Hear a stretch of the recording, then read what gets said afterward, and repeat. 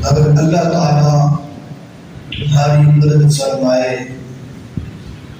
تو تم پر کوئی غالب نہیں آ سکتا۔ اگر اللہ تعالیٰ تمہاری مدد فرمائے تو تم پر کوئی غالب نہیں آ سکتا۔ جو آیت مبارکہ پڑھی اس کا ترجمہ کرو۔ اور اگر وہ تمہیں بے سہارا چھوڑ دے، اور اگر وہ تمہیں بے سہارا چھوڑ دے تو کون ہے جو اس کے بعد تمہاری مدد کرے؟ کون ہے جو اس کے بعد تمہاری مدد کرے؟ وعلی اللہ فلیتوکل المؤمنون، اور مومنوں کو تو اللہ پر بھروسہ کرنا چاہیے۔ عزیزان گرامی قدر، یہ بنیادی عقیدہ ہے اسلام کا کہ اللہ تعالیٰ جو چاہے کر سکتا ہے۔ ایک ہمارا بنیادی عقیدہ ہے، اور اس کی مرضی کے خلاف کچھ نہیں ہوتا۔ اولاً تقریر میں سماعت فرما لیں کہ بہت سارے سوالات پیدا ہوتے ہیں، ان سے ہٹ کر، کیونکہ ہمارا عقیدہ اہل سنت کا عقیدہ ہے، تو میں اس حوالے سے گفتگو کر رہا ہوں کہ اللہ کی امداد کے کئی طریقے ہیں۔ وہ انڈائریکٹ بھی مدد کرتا ہے، ڈائریکٹ بھی کرتا ہے، دونوں طریقے، براہ راست بھی مدد کرتا ہے، واسطے کے ساتھ بھی مدد کرتا ہے۔ یہ دونوں طریقے جائز ہیں۔ اولاً سمجھا دو، ذہن میں آ جائے کہ اللہ تعالیٰ کی مدد ڈائریکٹ بھی آ سکتی ہے، انڈائریکٹ بھی آتی ہے۔ ڈائریکٹ اور انڈائریکٹ دونوں طریقوں سے آ سکتی ہے۔ یعنی ڈائریکٹ کا مدد معنی کیا ہے؟ اسباب کے بغیر، اسباب کے بغیر بھی مدد ہو سکتی ہے، اور اسباب کے ذریعے سے بھی۔ تو اسباب کے ذریعے جو مدد ہو اس کا انکار نہیں کیا جا سکتا۔ کفر، شرک، بدعت کے فتوے نہیں لگائے جا سکتے۔ اللہ پاک کہتا ہے کہ اگر اللہ تعالیٰ تمہاری مدد کرے گا تو تم غالب آ جاؤ گے، اور اگر وہ مدد نہ کرے، کون ہے جو تمہاری مدد کرے؟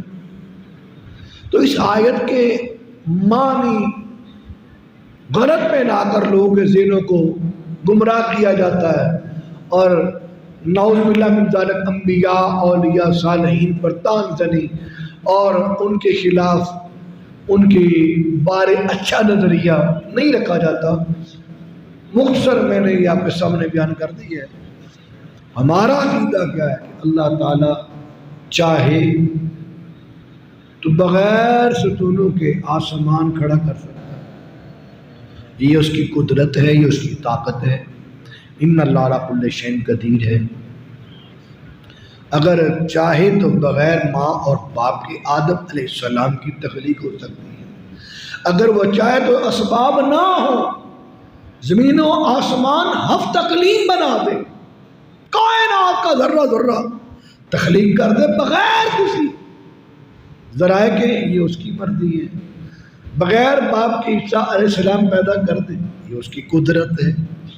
ماں باپ کے ذریعے اولاد دے، یہ اس کا قانون ہے۔ لہذا اسباب کے ذریعے اگر مدد ملے، یا ما فوق الاسباب اگر مدد ہو، تو یہ اہل سنت یا اسلام کے طریقے کے خلاف نہیں۔ بندہ بندے کی مدد کرے، ذرا سمجھا دوں، بندہ بندے کی مدد کرے۔ اللہ تعالیٰ پتہ کیا کہتے ہیں؟ جو بندہ صدقہ دیتا ہے وہ اللہ کے ہاتھ میں جاتا ہے۔ اللہ کے ہاتھ ایسے نہیں ہے، اللہ کی اپنی شان کے لائق دست قدرت ہے، اس کی اپنی، یعنی ایک طریقہ سمجھانے کے لیے بتا رہا۔ اب بندہ بندے کی خدمت کر رہا ہے۔ ایک صاحب ہیں، مسجد کی خدمت کر رہے ہیں، مدرسے کی خدمت کر رہے ہیں۔ ایک بندہ مجھے یا کسی بندے کو ضرورت ہے تو 1000 روپیہ دے رہا ہے، یہ انڈائریکٹ خدمت، انڈائریکٹ مدد ہے۔ ٹھیک ہے، ذرائع اختیار کیے جاتے ہیں، اسباب اختیار کیے جاتے ہیں، لیکن اسباب پر تکیہ نہیں کیا جاتا۔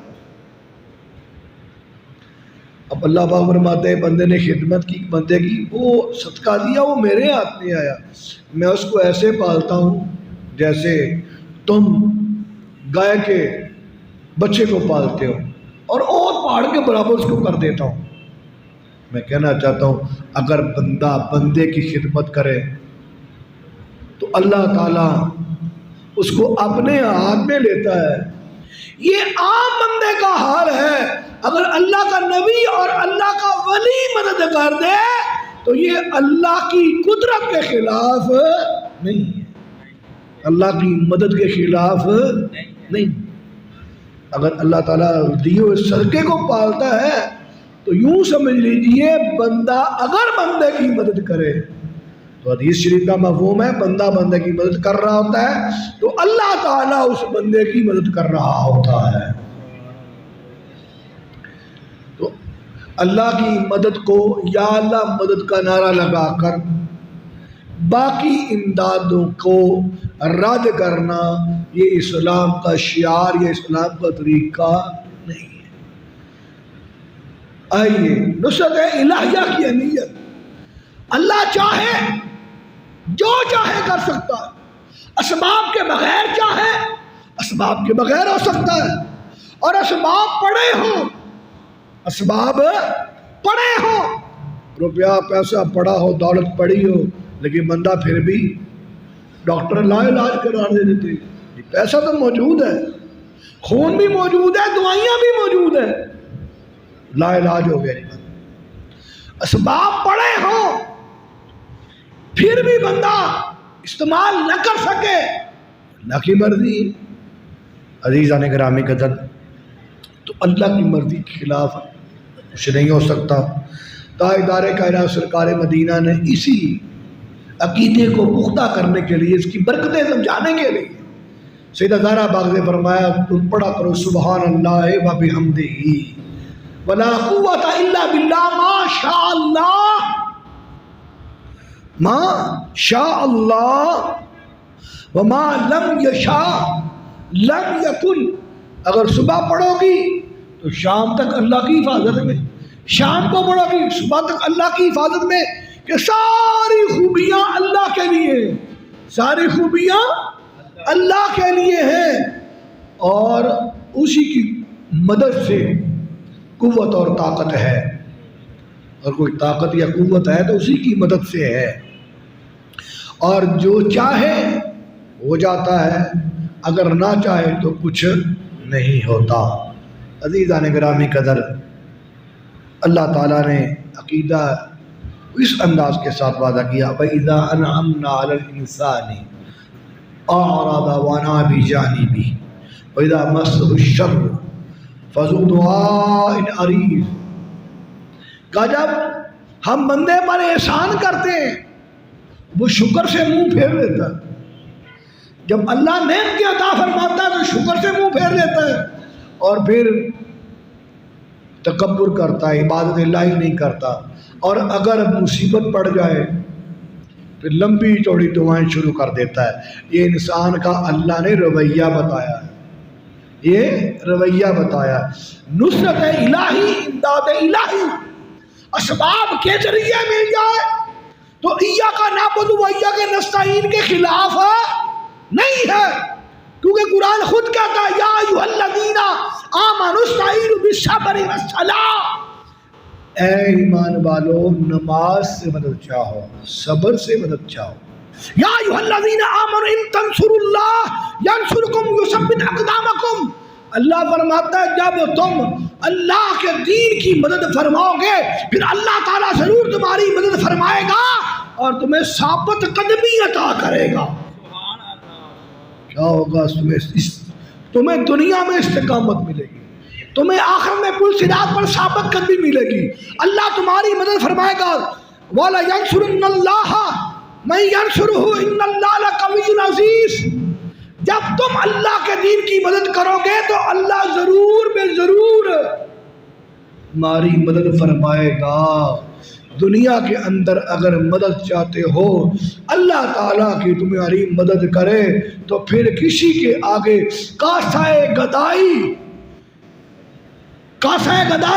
لے کر کھڑے ہونے کی بجائے اپنے رب کے ساتھ تعلق قائم کرو، اپنے مولا سے تعلق قائم کرو، اپنے رب کے ساتھ تعلق کو جوڑو۔